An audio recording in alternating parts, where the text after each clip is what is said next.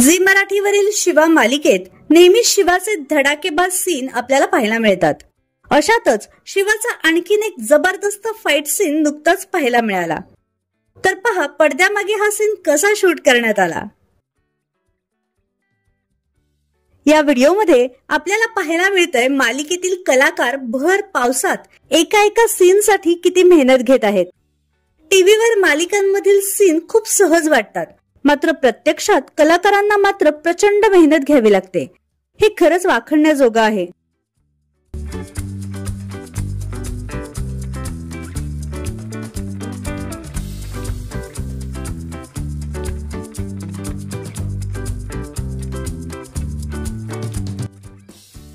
तर तुम्हाला मालिकेतील शिवा आवडते का हे आम्हाला कमेंट बॉक्स मध्ये नक्की सांगा.